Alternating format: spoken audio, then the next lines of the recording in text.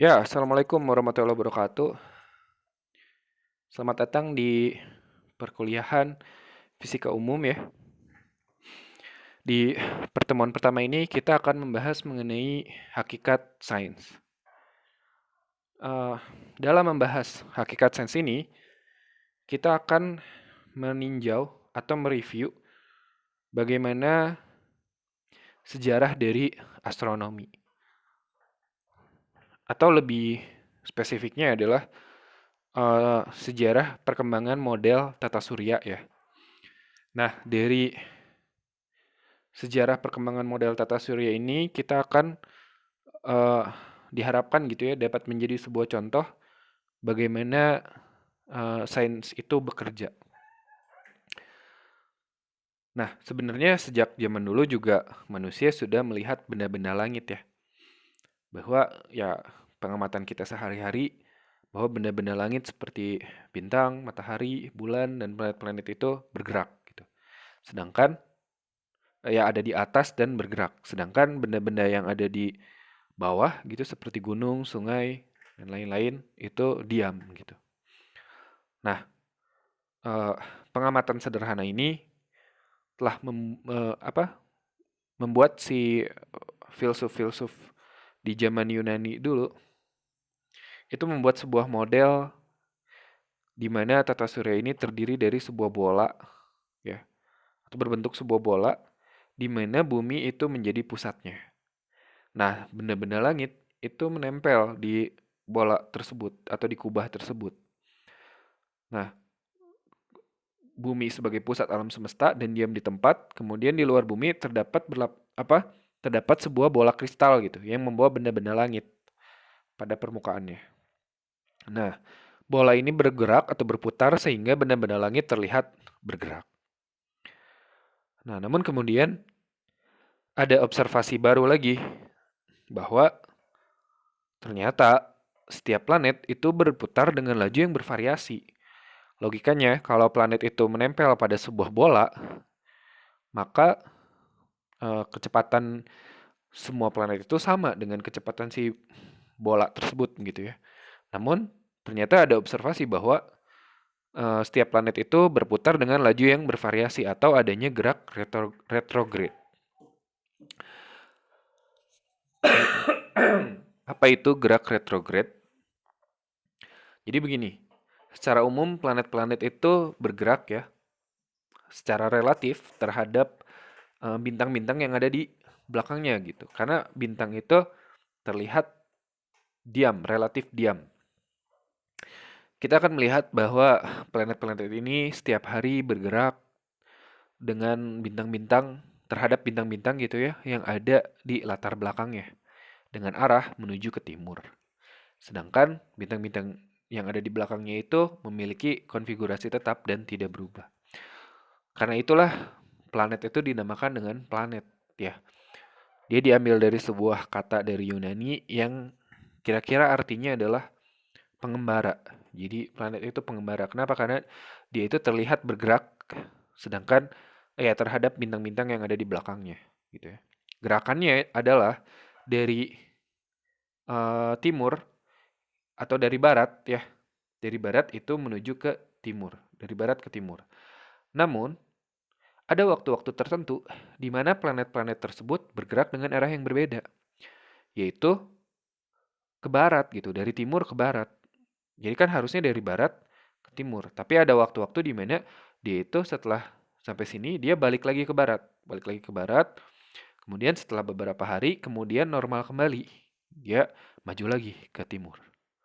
Nah, ketika gerakan kembali ke barat ini itu disebut dengan gerak retrograde atau gerak maju mundur gitu ya. Nah, setelah diamati bahwa gerak retrograde ini terjadi pada semua benda yang mengorbit matahari. Nah, ini kan bertentangan gitu ya dengan apa? Dengan model tata surya yang dibuat oleh filsuf Yunani tadi bahwa uh, benda-benda langit nempel pada sebuah kubah dan kubah itu bergerak sehingga benda-benda langitnya bergerak, tapi pergerakannya ada yang nggak sama nih. Seharusnya kan pergerakannya sama semua. Nah, tapi adanya gerak retrograde ini. Nah, kenapa sih ada gerak retrograde ini? Kalau penjelasan kita sekarang, retrograde ini terjadi karena adanya gerak relatif. Ya, retrograde ini terjadi ketika sebenarnya gerak retrograde ini terjadi pada benda-benda langit yang mengorbit matahari yang jarak orbitnya itu lebih jauh daripada bumi. Jadi misalkan adalah planet Mars ya. Planet Mars jarak orbitnya lebih jauh daripada bumi. Sedangkan pada planet-planet yang jarak orbitnya lebih pendek daripada bumi, ya atau jari-jari orbit maksudnya. Jari-jari orbitnya lebih pendek dari bumi seperti Merkurius dan Venus itu tidak terdeteksi itu apa adanya gerak retrograde. Nah, kenapa terjadi gerak retrograde? Sebenarnya ini karena gerak relatif aja. Ini misalkan gini, kalau misalkan di waktu sama dengan nol gitu ya, bumi posisinya ada di sini, Mars ada di sini. Maka kita melihat Mars itu ada di depan gitu ya. Nah, Mars sedang bergerak ke sana. Sedang bergerak. Kalau bagi kita, dia sedang bergerak ke arah timur. Nah, kemudian pada waktu tertentu, pada suatu waktu tertentu, kita menyusul Mars. Kenapa menyusul Mars? Karena kita jari-jari orbitnya lebih pendek. Jadi ibaratkan aja kalau ada dua orang gitu ya, atau ada dua mobil balap yang sedang berada di tikungan, maka yang lebih diuntungkan adalah yang lebih dekat ke tikungan kan. Kenapa? Karena dia akan mempunyai lintasan yang lebih pendek. Lintasan yang lebih pendek, jadi dia seolah-olah jadi lebih cepat geraknya. Padahal belum tentu. Karena dia lintasannya lebih pendek, jadi dia menyusul. Misalkan kalau mobil berarti menyusul pada mobil yang lintasannya lebih luar gitu ya. Nah, jadi kita mengamati bahwa Mars ini kan bergerak ke arah timur. Namun pada waktu-waktu tertentu, kita ini menyusul Mars. Kalau kita menyusul Mars, seolah-olah Mars itu bergerak ke belakang. Ibaratnya kalau kita lagi naik mobil, kemudian kamu melihat pohon, pohon yang ada diam di pinggir jalan, itu seolah-olah bergerak ke belakang kan ya. Itu gerak relatif namanya. Nah, jadi atau gerak semu gitu. Jadi seolah-olah si pohon itu bergerak ke belakang padahal sebenarnya pohonnya diam, mobil yang maju ke depan. Ya, jadi seolah-olah pohonnya bergerak. Nah, ini juga sama. Ketika si bumi ini eh, menyusul gitu ya dalam tanda kutip menyusul Mars, maka terlihat bahwa Mars ini bergerak ke belakang. Jadi ini tampakan atau penampakan Mars dari bumi ya. Awalnya dia maju ke depan, kemudian saat kita menyusul Mars, seolah-olah Mars itu ke belakang. Kita maju ke depan gitu. Seolah-olah Mars itu ke belakang. Padahal Mars tetap maju ke depan, Mars tetap maju ke timur. Tapi karena kita lintasannya lebih pendek, jadi kita lebih duluan gitu, lebih dulu maju. Jadi sehingga kita melihat Mars itu seolah-olah bergerak ke belakang. Padahal dia tetap maju ke depan. Ibaratnya ketika kita naik mobil, kemudian ada orang naik sepeda gitu. Ketika kita menyusul orang yang naik sepeda, seolah-olah si orang dengan sepeda itu mundur ke belakang. Padahal dia tetap maju ke depan, hanya kecepatannya aja lebih kecil. Gitu ya. Kemudian setelah itu dia seperti normal lagi. Kembali lagi ke timur. Itu adalah yang namanya gerak retrograde. Ya. Ini mungkin tampakan yang lebih ininya ya, yang lebih sederhana nih. Hanya digambarkan tiga keadaan. Jadi pada keadaan awal bumi ada di sini, Mars ada di sini. Kemudian karena lintasan bumi lebih pendek, jadi bumi seolah-olah menyusul Mars gitu ya. Ketika dia menyusul, maka kita melihat Mars ada di sini, mundur ke belakang. Awalnya kita melihat Mars ada di depan, kemudian ketika kita nyusul, seolah-olah Mars itu mundur ke belakang. Sehingga ketika kita sudah menyusul Mars, maka Mars seolah-olah terlihat di belakang. Kemudian setelah itu ya normal lagi, seolah-olah bergerak ke depan lagi. Itu adalah yang namanya gerak retrograde. Nah, tapi gerak retrograde ini penjelasannya sih di sekarang-sekarang, maksudnya ratusan tahun setelah si model itu ya, saat itu belum belum terdeteksi seperti itu gitu. Nah, jadi karena adanya gerak retrograde itu sebenarnya penjelasan dari gerak retrograde ya. Nah, kemudian Plato itu membuat kan waktu dulu itu belum belum apa belum belum terjelaskan gerak retrograde itu terjadi karena orbit dari planet-planet tersebut lebih jauh daripada orbit bumi mengelilingi matahari gitu. Pusatnya itu ada di matahari. Nah, sedangkan zaman dulu belum sampai ke situ. Masih tetap tuh orang zaman dulu walaupun sudah melihat gerak retrograde masih tetap oh itu bukan karena itu tetap aja gitu bumi yang menjadi pusat alam pusat tata surya gitu. Nah, salah satu yang menjelaskan itu adalah Plato. Jadi Plato menjelaskan adanya multiple transparent spares. Jadi mungkin saja kubahnya itu ada lebih dari satu. Jadi kubahnya ada banyak gitu. Ini adalah penjelasan dari eh, Plato ya. Kubahnya ada banyak dan kecepatan setiap kubah itu berbeda-beda gitu. Jadi ketika ada gerak retrograde mungkin salah satu kubah gerak arahnya jadi berbeda gitu ya. Walaupun ya cukup aneh tapi ya saat itu penjelasan inilah gitu yang dapat menjelaskan pada orang-orang pada zaman tersebut gitu ya. Nah, sebenarnya di tahun 300 sebelum Masehi itu sudah ada orang yang mempropos gitu atau mengajukan sebuah ide bahwa tata surya ini pusatnya itu bukan bumi, tapi pusatnya adalah matahari. Yaitu orang yang bernama Aristarchus. Nah, ini jauh sebelum Galileo ya. Jauh sebelum Galileo. Galileo kan di tahun 1500-an ya. 1500-an ini 300 tahun sebelum Masehi itu sudah ada orang yang mengajukan ide bahwa mungkin pusatnya adalah matahari. Nah, namun saat itu ide dari Aristarchus ini belum bisa diterima oleh masyarakat ya. Karena ya tetap aja bumi dan langit itu seperti berbeda. Bumi itu ya diam gitu. Kita merasakannya sehari-hari bumi itu diam dan benda-benda langit yang bergerak gitu.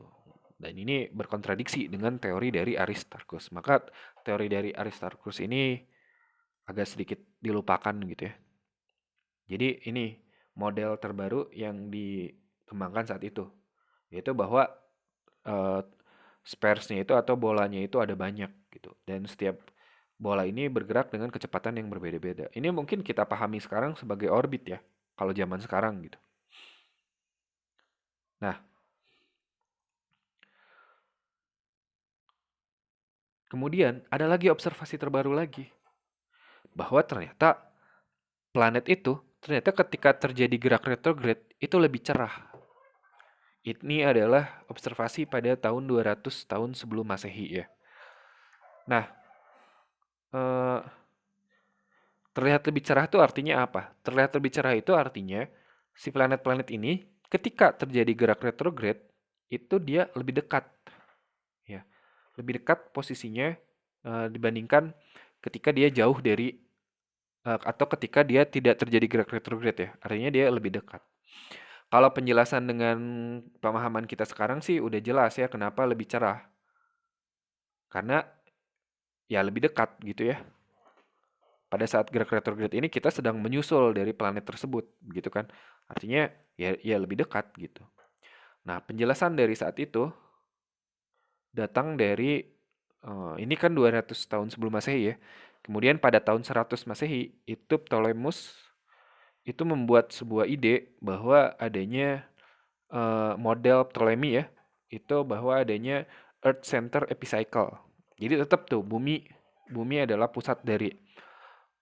Jadi tetap dipertahankan tuh teori bahwa bumi adalah pusat dari tata surya atau teori geosentris gitu, berpusat di bumi. Nah, model Ptolemy ini dia mengajukan bahwa bukan cuma planet dan matahari eh, yang melekat pada bidang masing-masing gitu ya, yang melingkar pada bidang masing-masing, tapi ada juga lingkaran-lingkaran kecil yang disebut dengan epicycle. Nah, jadi si planet-planet itu selain dia bergerak mengelilingi bumi, dia juga berputar-putar. Berputar-putar dan putaran itu disebut dengan epicycle gitu. Nah, seperti ini. Jadi ini adalah penjelasan Ptolemy atas gerak retrograde. Jadi planet mengelilingi bumi, Tapi sambil mengelilingi bumi dia sambil berputar-putar. Nah, ketika putarannya kembali ke belakang ini, inilah yang disebut dengan gerak retrograde. Menurut modelnya Ptolemy, begitu ya. Nah, dia gerak ke belakang nih pada saat ini, terlihat dari bumi. Terlihat gerak ke belakang, karena adanya epicycle ini. Jadi lingkaran-lingkaran kecil ini disebut dengan epicycle, sedangkan lingkaran besar, orbit di mana dia mengelilingi bumi, itu disebut dengan deferent. Jadi ada deferent, ada epicycle. Ini adalah model dari Ptolemus, atau disebut juga dengan model Ptolemy. Ya. Nah, jadi kenapa lebih cerah ketika terjadi gerak retrograde? Karena ya lebih dekat posisinya ke bumi gitu. Ini adalah penjelasan Ptolemus. Nah, penjelasan Ptolemus ini walaupun saat ini kita tahu bahwa penjelasan ini adalah tidak benar, namun ini cukup akurat gitu dalam memprediksi pada malam keberapa, pada tanggal keberapa posisi planet ada di mana. Ini akurat. Nah, disinilah ya yang namanya teori dalam sains. Jadi, teori dalam sains itu tidak harus benar, tidak harus selalu benar. Namun, yang penting adalah berguna. Teori Ptolemus saat itu berguna untuk menjelaskan atau untuk memprediksi eh, di mana posisi sebuah planet pada tanggal-tanggal tertentu, dia bisa dipakai teorinya Ptolemus. Jadi, walaupun salah tapi bisa digunakan gitu. Pada saat itu dianggap benar. Itu adalah teorinya Ptolemus, Earth Center Epicycle. Walaupun jadinya seolah-olah alam semesta ini rumit ya. Rumit gitu. Geraknya seperti ini, kenapa geraknya seperti ini ya tidak bisa dijelaskan juga. Yang jelas, model seperti ini itu bisa menjelaskan eh, observasi pada saat itu. Gitu. Observasi pada saat itu adalah planet tampak lebih cerah ketika gerak retrograde. Maka penjelasan Ptolemy, oh karena dia ada epicycle. Dia ketika dia berbalik arah, dia posisinya lebih dekat. Makanya dia jadi lebih cerah. Nah, sebuah teori dari Copernicus itu lebih sederhana daripada teorinya Ptolemy. Dan biasanya sih kalau di sains ya, itu yang lebih sederhana itu yang lebih benar gitu, biasanya. Nah, tapi ini jauh ya dari Ptolemy, yaitu pada saat tahun 1500-an. Artinya teori Ptolemy ini cukup lama gitu digunakan atau dianut gitu ya. Nah, barulah pada tahun 1500-an itu Copernicus yang mempropos ide yang lebih sederhana. Nah, karena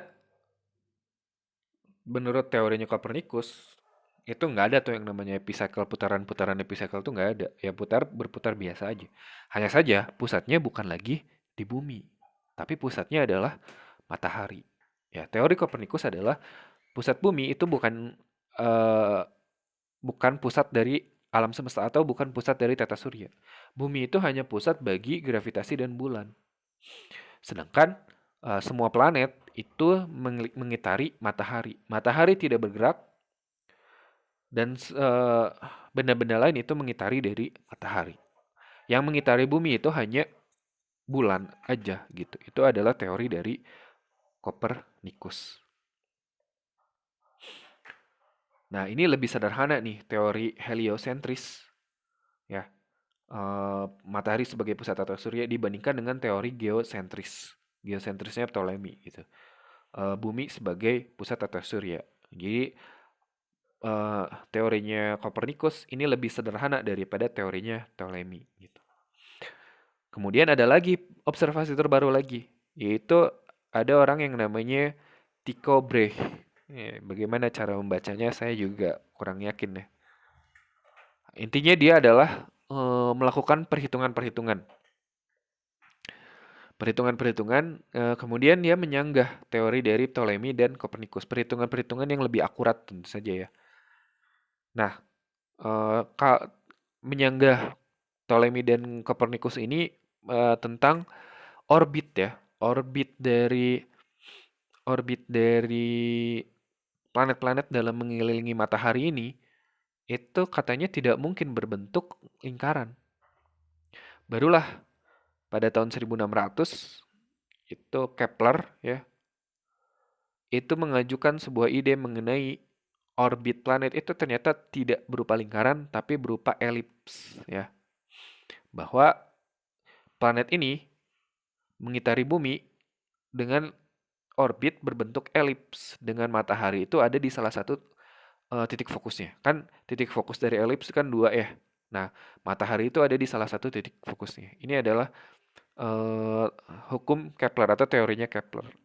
Hukum Kepler yang lain adalah bahwa kecepatan planet ini dalam mengitari bumi itu berbeda ketika jauh atau kelajuannya. Ketika jauh kelajuannya lambat, ketika dekat dengan matahari kelajuannya cepat. Jadi putarannya itu tidak konstan.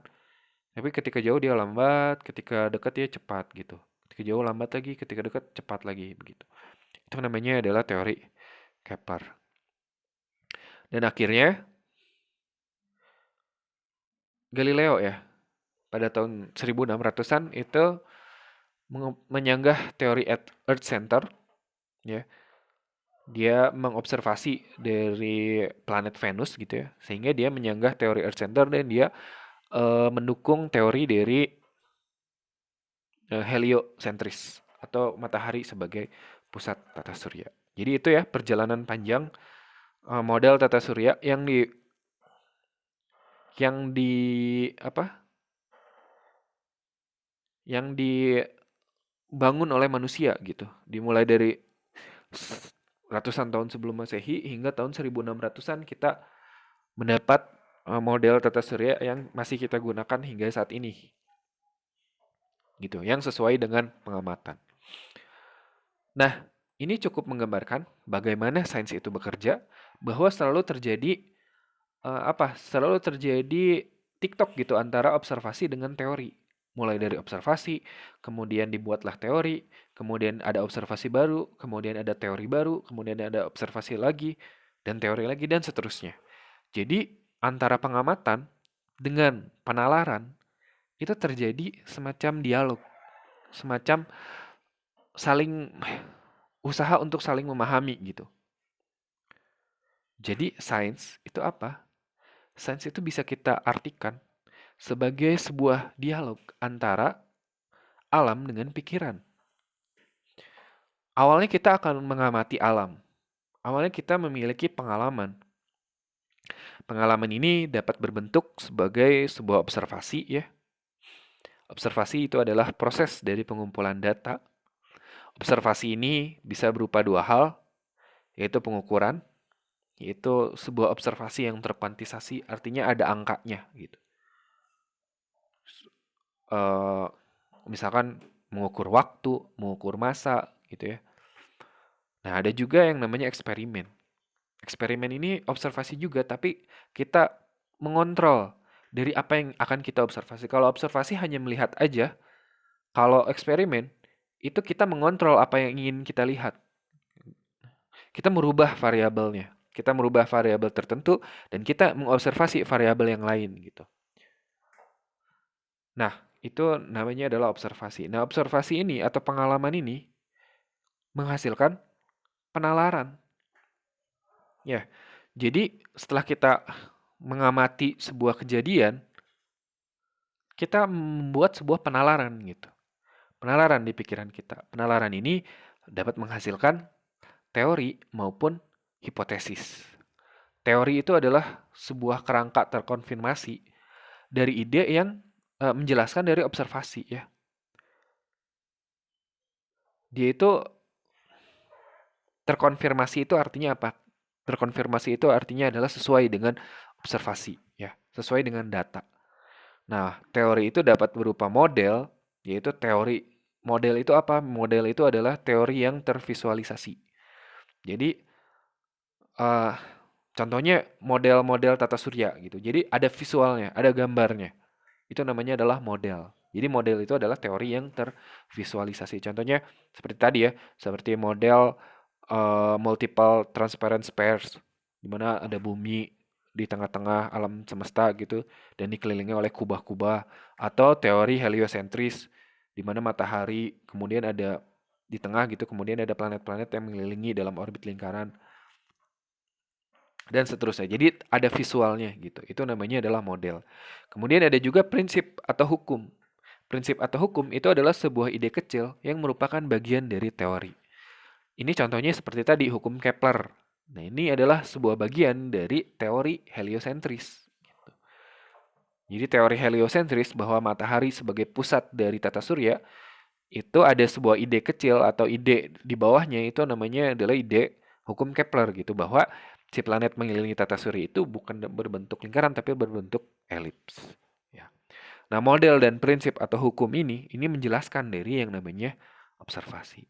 Sehingga penalaran ini menghasilkan sebuah pemahaman kan. Nah, pemahaman ini mensuges pengalaman yang baru. Kenapa? Karena oh ternyata begini ya hasilnya. Bagaimana kalau variabelnya dirubah? Nah ini kita akan pengalaman ini akan atau penalaran ini akan men-trigger eksperimen baru gitu. Akan men-trigger pengamatan yang baru. Gimana kalau yang diamati yang ini gitu. Gimana kalau variabel A dirubah gitu. Jadi antara penalaran dengan pengalaman itu saling timbal balik. Pengalaman menghasilkan penalaran, penalaran itu menghasilkan mensuges atau men-trigger pengalaman yang baru. Jadi terus aja TikTok gitu antara pengalaman dengan penalaran.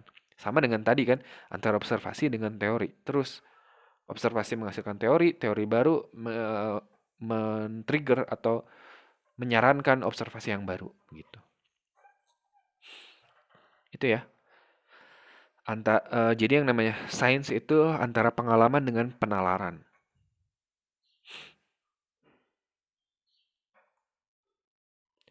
Nah, sains adalah sebuah pengetahuan yang menggambarkan keteraturan dalam alam dan kenapa keteraturan itu terjadi gitu, penyebab dari keteraturan itu. Sains adalah aktivitas berkelanjutan manusia yang mewakili upaya, temuan, dan kebijaksanaan kolektif dari umat manusia. Nah, sains juga bisa kita artikan sebagai sebuah aktivitas yang didedikasikan untuk mengumpulkan pengetahuan tentang dunia, mengorganisirnya gitu atau mengaturnya, serta memadatkannya menjadi sebuah hukum atau teori yang testable atau dapat diuji. Nah, sains adalah usaha manusia untuk memahami alam. Sedangkan manusia sendiri itu adalah bagian dari alam. Maka dari sudut pandang ini, kita bisa melihat sains itu adalah sebuah upaya dari alam untuk memahami dirinya sendiri.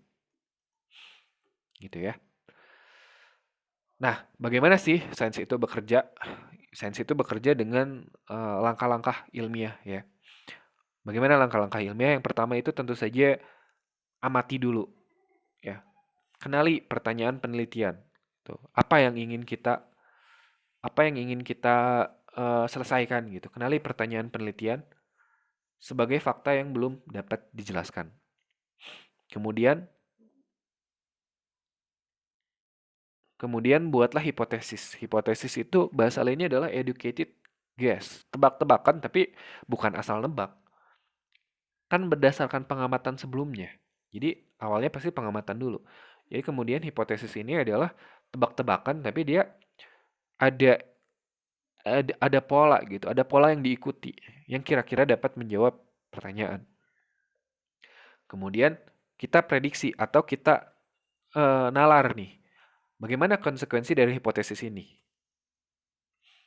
Kalau misalkan hipotesis ini benar, maka konsekuensinya apa? Maka jika salah, konsekuensinya apa? Kemudian kita lakukan eksperimen atau buat perhitungan untuk menguji prediksi.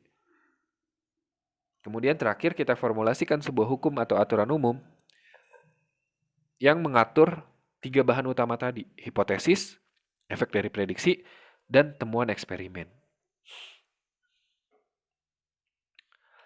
Nah ini ada 2 orang ya yang lagi ngobrol. Katanya fakta adalah data yang dapat direvisi tentang dunia. Jadi fakta itu tidak menjelaskan kebenaran yang mutlak. Karena suatu saat bisa jadi fakta terbaru itu ada gitu. Jadi dapat direvisi. Dan teori itu adalah menginterpretasikan dari fakta atau menjelaskan dari fakta. Jadi dalam sains itu eksperimen, bukan diskusi filosofis ya. Bukan cuma mikir-mikir aja, tapi pengamatan juga itu menentukan apa yang benar di dalam sains. Jadi eksperimen eh ya data lah gitu yang menunjukkan apa yang benar dan apa yang salah gitu. Bukan hanya itulah yang membedakan antara sains dengan filosofi gitu. Walaupun filosofi juga berperan penting juga gitu dalam sains. Nah, ada sebuah pertanyaan nih.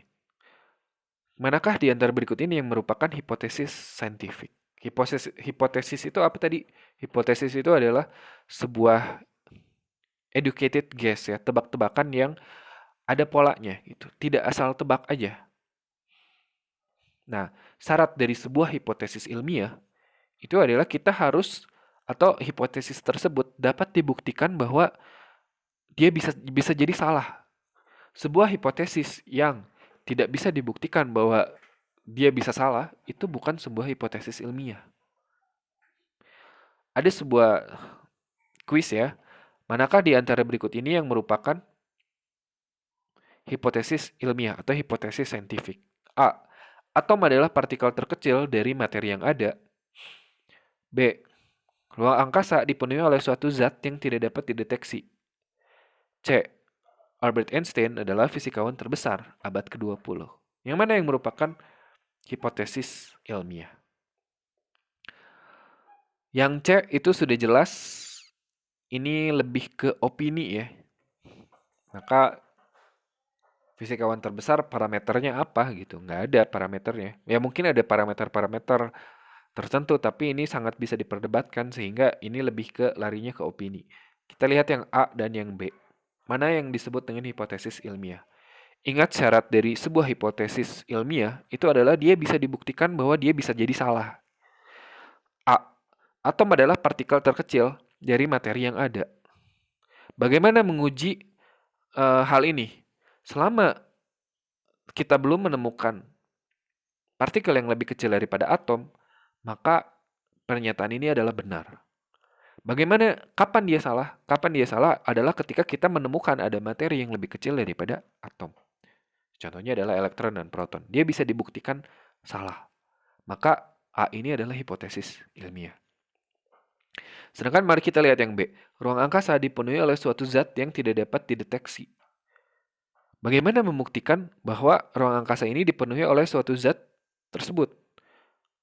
Karena zat tersebut tidak dapat dideteksi. Tidak bisa dibuktikan benar atau salahnya.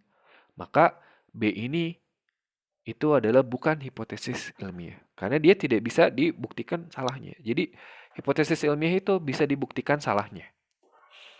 Dia bisa dipertahankan kebenarannya, tapi juga bisa dibuktikan salahnya. Sesuatu itu disebut benar gitu ya. Karena ada kemungkinan untuk menyalahkan dari pernyataan tersebut. Kalau yang B ini, kita tidak bisa menyalahkan, oh tidak ada kok zat tersebut gitu ya, nggak bisa juga karena zatnya tidak bisa dideteksi sehingga yang B ini bukan merupakan hipotesis ilmiah. Sekian hari ini, semoga dapat memberi pemahaman terbaru ya atau pemahaman gitu mengenai hakikat dari sains. Assalamualaikum warahmatullahi wabarakatuh.